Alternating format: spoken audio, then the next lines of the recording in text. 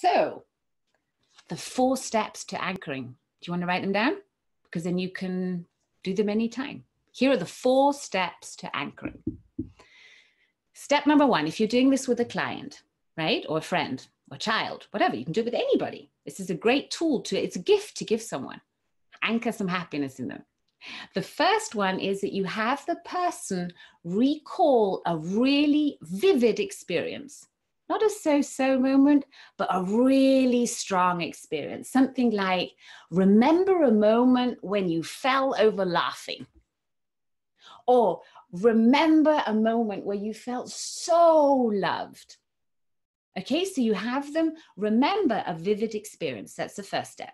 The second one is you anchor it. So you provide a specific stimulus, like the pressing, at the peak of that moment. So this is where it takes your sensory awareness and the knowing of the person, the ability to read that person, to know when are they in that state, when are they most connected.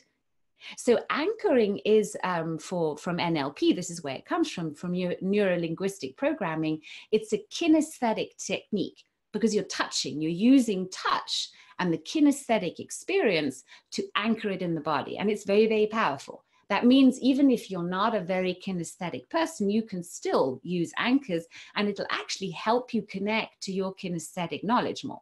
Okay, so you then anchor it at the specific moment. So in the peak, remember the top peak experience, and then you change the person's state because they are anchored in there. So you change the person's state. You say, okay, and now come back here and then tell me about your last tax return. How was that, right? You change their state and then you fire the anchor again to evoke the state again of the happiness. So you recall the vivid experience, you anchor that state, you change the state, and then you recall it again. You trigger it again. And you do that until you are satisfied that it's creating that. It's very quick, takes usually a few minutes. The longest time it takes actually in anchoring is creating the rapport first, because you want to be in a state of connection with that person, right?